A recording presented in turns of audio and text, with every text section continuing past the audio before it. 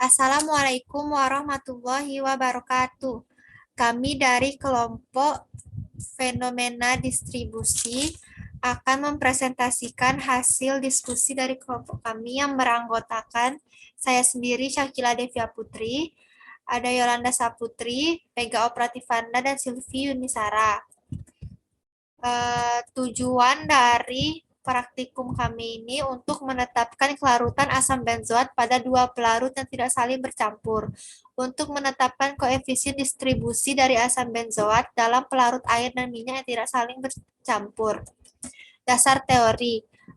Fenomena distribusi merupakan salah satu hal yang paling penting bagi seorang farmasis. Ditambah dengan berbagai faktor yang mempengaruhi berbagai ilmu tersebut, koefisien distribusi didefinisikan sebagai suatu perbandingan kelarutan suatu zat atau sampel di dalam dua pelarut yang berbeda dan tidak saling bercampur, serta merupakan suatu harga tetap pada suhu tertentu. Kelarutan diartikan sebagai konsentrasi bahan terlarut dalam larutan jenuhnya pada suhu tertentu. Istilah-istilah kelarutan menurut Farmakopeia Indonesia adalah sebagai berikut. Sangat mudah larut, itu satu bagian larut dalam kurang dari satu bagian pelarut. Yang kedua mudah larut, yaitu satu bagian larut dalam 1-10 bagian pelarut. Yang ketiga larut, yaitu satu bagian larut dalam 10-30 bagian pelarut. Agak sukar larut, yaitu satu bagian larut dalam 30-100 bagian pelarut. Yang kelima sukar larut, yaitu satu bagian larut dalam 100-1000 bagian pelarut. Sangat sukar larut, yaitu satu bagian larut dalam 1000-10.000 bagian pelarut. Praktis tidak larut, yaitu satu bagian larut dalam lebih dari 10.000 bagian pelarut. Ada 3 macam pelarut, yaitu 1. Pelarut polar, contohnya air. Kedua, pelarut nonpolar, contohnya minyak tumbuhan, benzen, dan lain-lain. Pelarut semipolar, contohnya alkohol, aseton, dan lain-lain. Kelarutan asam benzoat menurut Farmakopeia dinyatakan sukar larut dalam air, mudah larut dalam etanol, dan dalam kloroform dan eter. Kelarutan suatu senyawa bergantung pada sifat fisik dan sifat kimia zat terlarut dan pelarut. Suhu, tekanan, pH, larutan, dan untuk jumlah yang lebih kecil bergantung pada terbaginya zat terlarut. Jika kelebihan cairan atau suatu zat pelarut ditambahkan ke dalam campuran dari dua cairan yang tidak bercampur, zat itu akan mendistribusi diri antara kedua fase sehingga masing-masing menjadi jenuh. Jika zat itu ditambahkan ke dalam pelarut tidak tercampur dalam jumlah tidak cukup untuk menjenuhkan larutan, maka zat tersebut tetap berdistribusi di antara kedua lapisan dengan perbandingan koefisien tertentu. Alat dan bahan. Alatnya batang pengaduk, buret, corong pisah, corong kaca, Erlenmeyer, beker gelas, statif dan klem, pipet volume, dan timbangan elektronik. Bahan yang digunakan adalah asam benzoat, aquades, indikator PP, minyak, asam oksalat, dan NaOH. Prosedur dan cara kerja. 1. Cara kerja dan penyiapan bahan. Yang pertama, pembakuan NaOH. Bilas buret sebanyak 3 kali menggunakan aquades, kemudian bilas dengan NaOH. Letakkan buret pada statif, masukkan NaOH ke dalam buret. Catat volume awal sebelum titrasi dilakukan. Kemudian letakkan labu Erlenmeyer yang berisi asam oksalat setelah ditambahkan 3 tetes indikator PP. Titrasikan dengan NaOH, catat hasil. Kemudian fenomena distribusi, cara kerjanya dimasukkan asam benzoat 250 mg ke dalam aquades 100 ml. Kemudian saring larutan dengan menggunakan kertas saring. Terus larutan tersebut dibagi menjadi 2 bagian, larutan filtrat, blanko, dan ekstrak. Untuk larutan ekstrak ditambahkan 50 ml minyak kelapa. Setelah itu dikocok 15 menit menggunakan corong pisah. Kemudian biarkan larutan beberapa menit agar kedua larutan tersebut terpisah. Kemudian pipet menjadi 2 bagian ke dalam Erlenmeyer dengan masing-masing 10 ml. dan ditambahkan 3 tetes indikator PP tiap masing-masing Erlenmeyer. Kemudian titrasi dengan NaOH hingga berwarna merah muda. Dilakukan penentuan kadar asam benzoat untuk semua larutan. Untuk data dan hasil pengamatan akan dibacakan oleh Pega Operatif Panda. Para Pega kami persilakan. Dari praktikum yang sudah kami lakukan, didapatkan data dan hasil pengamatan. Yang pertama, pengenceran NaOH 0,1 mol menjadi 0,01 mol.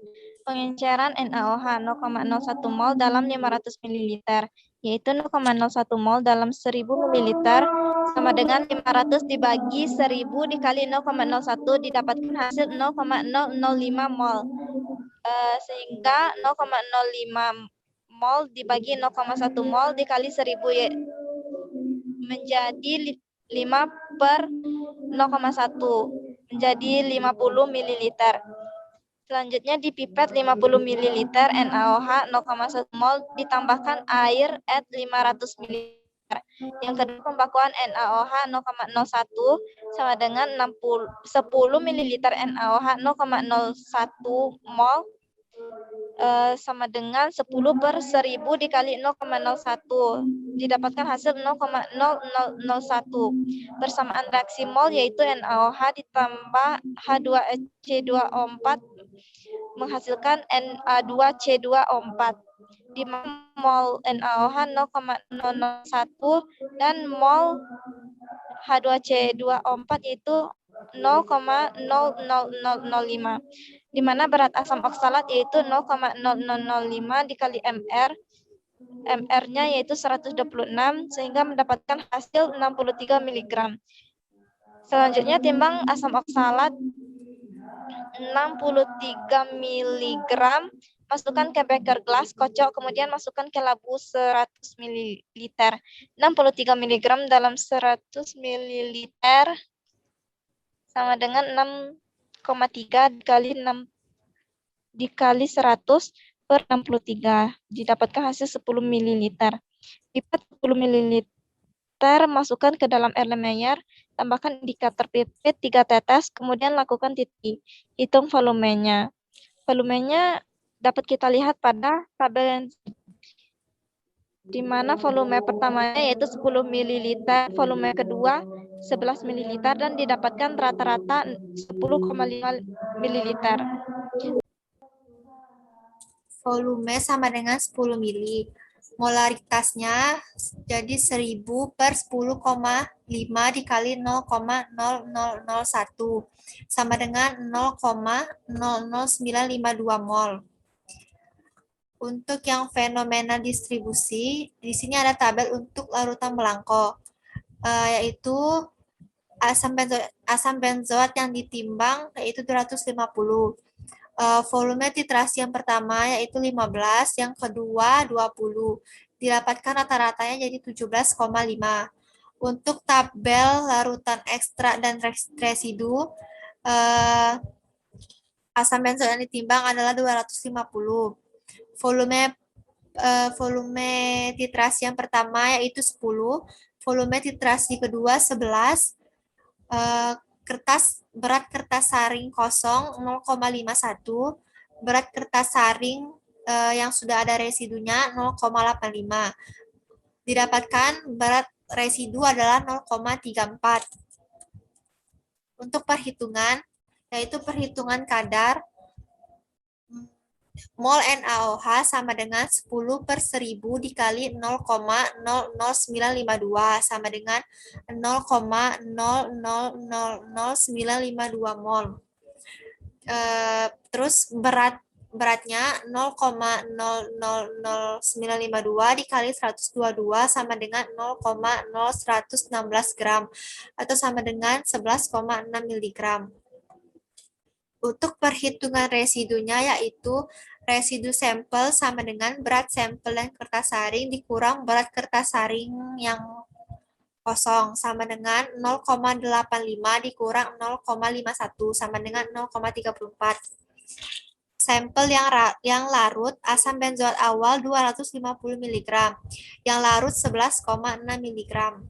sama dengan 100 per 10 dikali 11,6 sama dengan 116 mg. Jadi sampel yang larut yaitu 250 dikurang 116 sama dengan 134. Nilai K sama dengan 134 per 116 sama dengan 1,15517.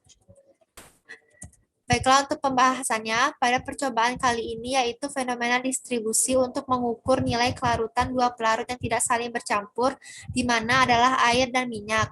Sampel yang digunakan adalah asam benzot 25 mg dilarutkan dalam 100 ml Aquades, kemudian lakukan penyaringan dengan menggunakan kertas saring larutan tersebut. Setelah dilakukan penyaringan, bagi dua larutan filtrat menjadi satu larutan blanko dan satu larutan ekstrak, di mana larutan ekstrak merupakan campuran antara air dan minyak. Untuk mengetahui jumlah asam benzot yang larut di dalam pelarut menggunakan metode titrasi yang digunakan dalam percobaan ini adalah alkalimetri yang dilakukan berdasarkan reaksi netralisasi, yaitu sampel asam yang dititrasi dengan titran basa akan bereaksi sempurna dengan semua asam, sehingga dapat diperoleh titik akhir titrasi dengan melihat perubahan warna larutan dari bening menjadi merah muda. Dari praktikum diperoleh bahwa larutan yang lebih cepat berubah warna adalah larutan ekstrak dibandingkan blanko. Dikarenakan di dalam larutan blanko masih ada asam benzoat yang tidak larut. Sedangkan di dalam ekstrak, asam benzoat yang tidak larut diikat dengan minyak. Jadi itulah alasan mengapa yang dilakukan titrasi hanya pada fase air saja. Dikarenakan bila lapisan minyak ini dititrasi, maka akan terjadi reaksi saponifikasi atau penyabunan. Selanjutnya ada kesimpulan. Dari praktikum yang telah dilakukan dapat disimpulkan bahwa teknik pemisahan dua campuran yang tidak saling tercampur didasarkan pada metode ekstraksi cair-cair tidak kontinu di zat terlarut dalam sistem organik air tergantung pada kedua jenis pelarut. Baiklah, itulah yang dapat kami sampaikan pada penjelasan praktikum kali ini. Lebih dan kurangnya kami mohon maaf. Wassalamualaikum warahmatullahi wabarakatuh.